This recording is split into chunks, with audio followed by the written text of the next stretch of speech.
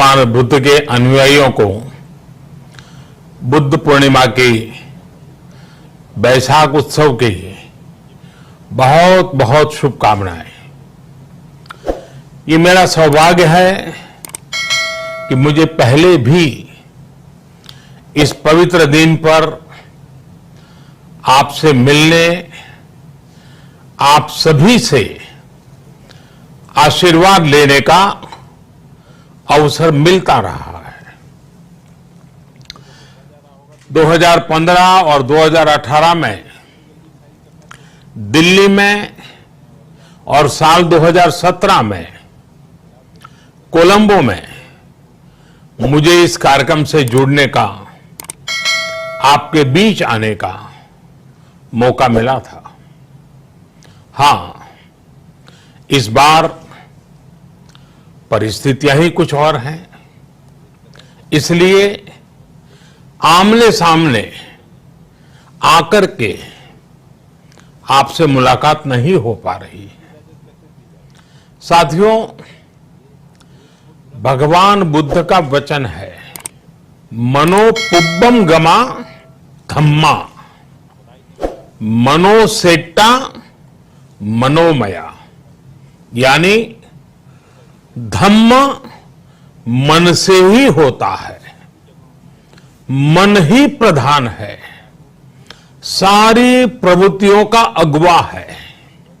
इसलिए आपका और मेरा मन का जो जुड़ाव है, उसके कारण शरीर उपस्थिति की कमी उतनी महसूस नहीं होती।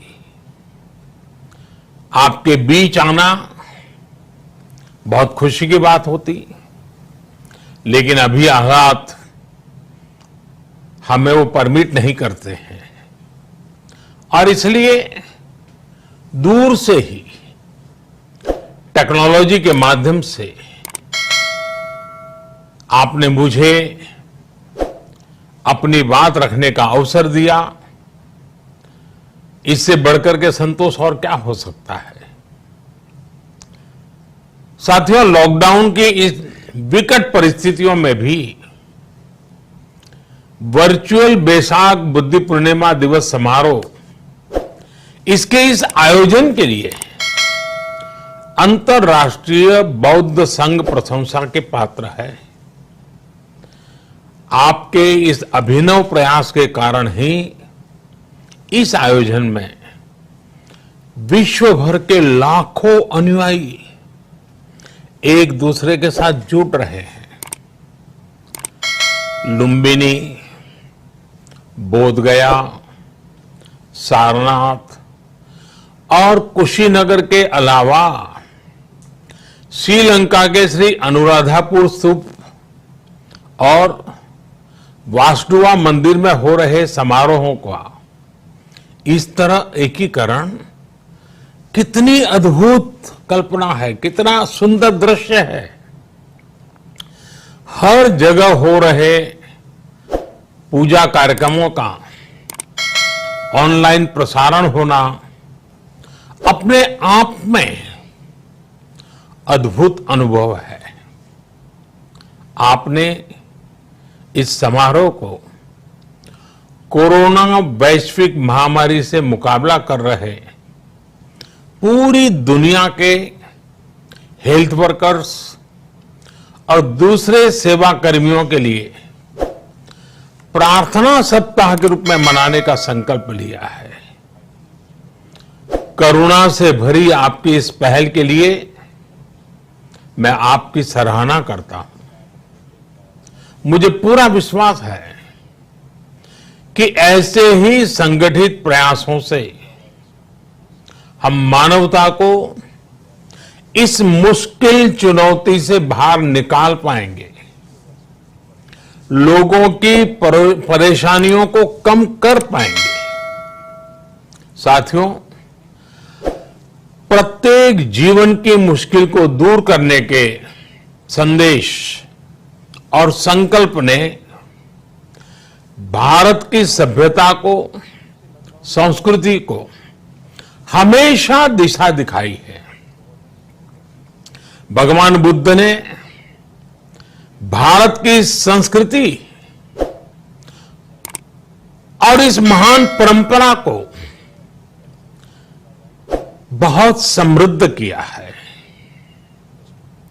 वो अपना दीपक स्वयं बने और अपनी जीवन यात्रा में दूसरों के जीवन को भी प्रकाशित करते रहे। और इसलिए बुद्ध किसी एक परिस्थिति तक सीमित नहीं है, किसी एक प्रसंग तक सीमित नहीं है। सिद्धार्थ के जन्म, सिद्धार्थ के गौतम होने से पहले और उसके बाद इतनी शताब्दियों में समय का चक्र अनेक स्थितियों परिस्थितियों को समेटते हुए निरंतर चल रहा है। समय बदला, स्थिति बदली, समाज की व्यवस्थाएं बदली, लेकिन भगवान बुद्ध का संदेश हमारे जीवन में निरंतर प्रवाहमान रहा है।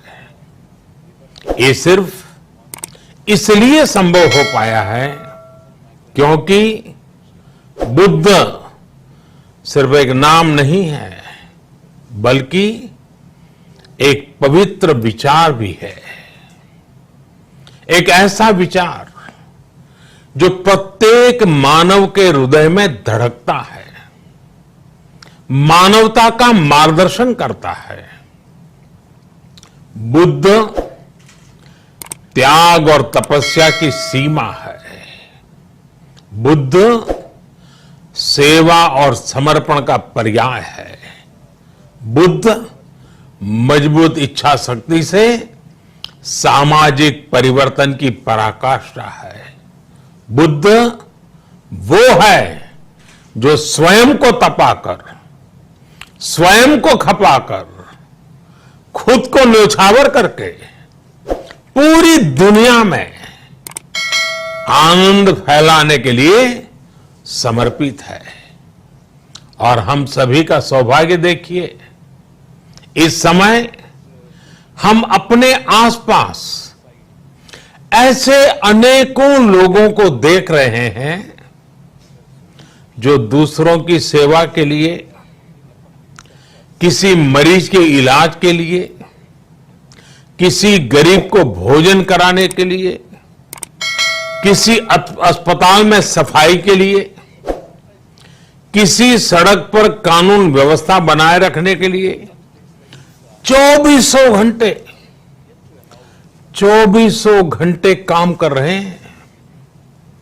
भारत में, भारत के बाहर ऐसा प्रत्येक व्यक्ति, विश्व के हर कोने में ऐसा प्रत्येक व्यक्ति अभिनंदन का पात्र है, नमन का पात्र है। साथियों, ऐसे समय में जब दुनिया में उथल पुथल है, कई बार दुख, निराशा, हताशा का भाव बहुत ज्यादा दिखता है, तब भगवान बुद्ध की सीख और भी प्रासंगिक हो जाती है। भगवान बुद्ध कहते थे कि मानव को निरंतर ये प्रयास करना चाहिए कि वो कठिन स्थितियों पर विजय प्राप्त करे, उनसे बाहर निकले। थक कर रुक जाना ये विकल्प नहीं हो सकता। आज हम सब भी एक कठिन परिस्थिति से निकलने के लिए निरंतर जुटे हुए हैं, साथ मिलकर काम कर रहे हैं। भगवान बुद्ध के बताए 4 सत्य यानी दया, करुणा, सुख दुख के प्रति समभाव और जो जैसा है उसको उसी रूप में स्वीकारना, ये सत्य निरंतर भारत भूमि की प्रेरणा बने हुए है। आज आप भी देख रहे हैं कि भारत निस्वार्थ भाव से, बिना किसी भेद के अपने यहां भी और पूरे विश्व में कहीं भी संकट में घिरे व्यक्ति के साथ पूरी मजबूती से खड़ा है। लाभ हानि, समर्थ असमर्थ से अलग हमारे लिए संकट की ये घड़ी सहायता करने की है। जितना संभव हो मदद का हाथ आगे बढ़ाने की है। यही कारण है कि विश्व के अनेक देशों ने भारत को इस मुश्किल समय में याद किया और भारत ने भी हर जरूरतमंद तक पहुंचने में कोई कसर नहीं छोड़ी है। भारत आज प्रत्येक भारतवासी का जीवन बचाने के लिए हर संभव प्रयास तो कर ही रहा है, अपने वैश्विक दायित्वों का भी उतनी ही गंभीरता से पालन कर रहा है।